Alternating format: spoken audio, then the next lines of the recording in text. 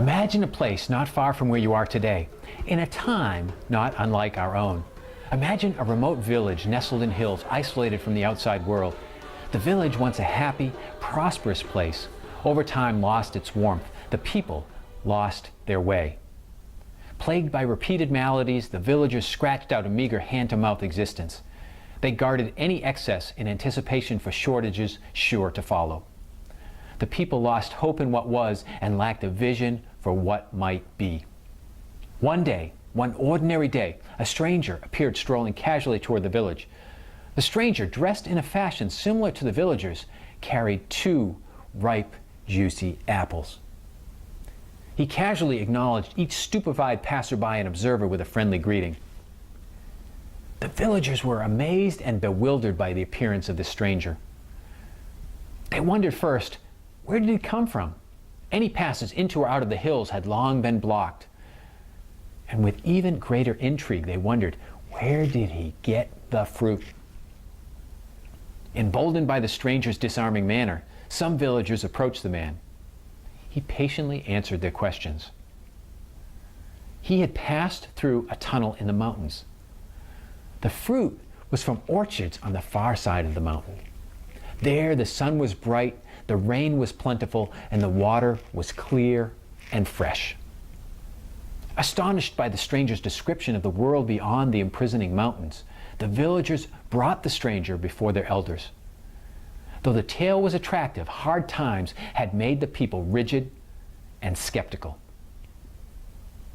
The elders, upon hearing the stranger's tale, feared this man could only usher in more calamities the villagers could ill afford to endure. The elders declared the stranger a charlatan. No one could pass through the mountains nor scale its peaks. Many had in desperation tried, and many had failed. The stranger, saddened by the hardened hearts he faced, offered, "I shall leave these apples with you, and tomorrow I will return with a basket of fruit from the far side of the mountains."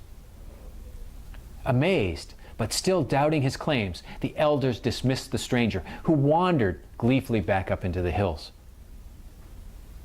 As the sun peaked in the sky the next day, the stranger emerged from the shadowy forest, carrying a basket of ripe fruit. The villagers, with glee and trepidation, hurriedly assembled in the square.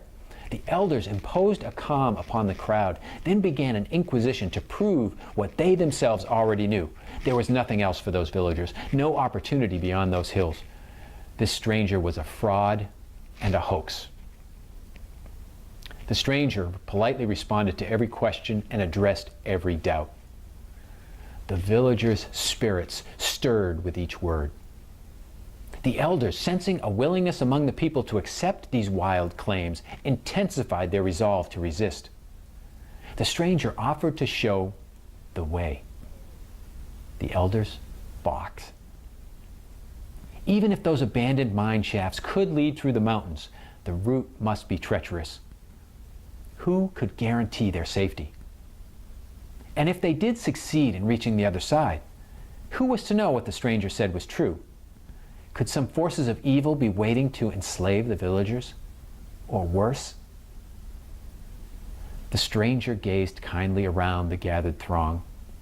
He saw faces worn and drawn from endless toil and ravaged by lack of hope. "Choose a handful among you. I will show those select the way to the bountiful harvest. They can in turn make clear the way for all those who desire to follow." But who among them would take the risk? The villagers were silent and still. The spark of hope the stranger had kindled faded like the last ember in a cold fire pit before the resistance of hardened hearts. Finally, one young woman broke the silence. "I will go with you." Every villager turned in disbelief. The young woman's father jumped in. "You cannot go, I forbid it." The young woman turned to her father.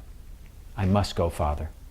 I love you dearly, but never in my life have we been offered an opportunity to escape this dying place and begin anew."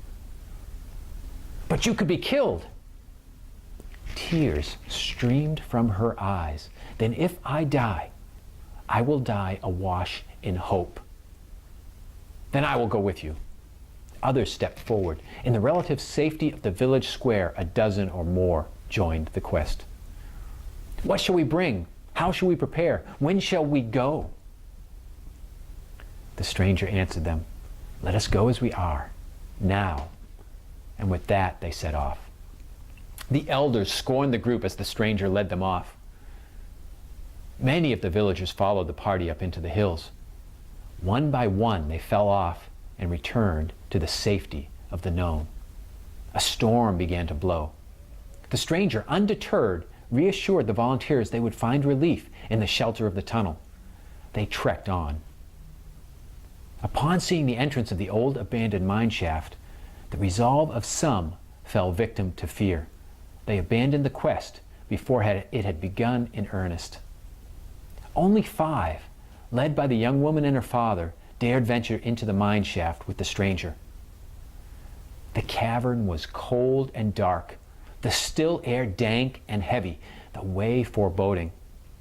As the stranger lit a torch, the darkness withdrew, but moans rumbled forth from the deep. 2 more villagers retreated to the relative safety of the storm. The stranger, undaunted, beckoned the remaining voyagers forward. "I will show you the way. Trust me. Step where I tell you to step. Leap when I tell you to leap. Just ignore what you see and hear and step with a light step, and we will get through." Driving rain, howling wind, flashing lightning, and grumbling thunder were at the voyagers' heels. Ahead lay a passage dark, cramped, and ominous, beckoning as if to hell itself. The decision point was breached. All faith must go to the stranger, or now is the time to strike a hasty retreat. The young woman's father and the 1 remaining volunteer succumbed to fear and retreated. The young woman, undaunted, called out, "Don't worry, Father. I will return." One faithful, trusting, brave young woman journeyed on. She listened to the stranger's comforting voice. She stepped when he asked her to step. She leapt when he asked her to leap. She tread lightly, placing her feet upon the footing he provided. She listened to a calm, quiet, comforting voice and gave no quarter to fear. She fixed her gaze, steeled her resolve, and moved forward. Finally, the stranger put up the torch and congratulated the young woman as together they emerged from the tunnel. They were bathed in brilliant sunshine, unlike anything the woman had experienced in the shadowy hills. The beauty of the sight was beyond description. Emotions of joy and sadness welled up together. The young woman said, "To think I have only been a short distance from this bounty all my life." The pair rested for some time, then the stranger spoke. "It's now up to you to show others the way through fear to a better life."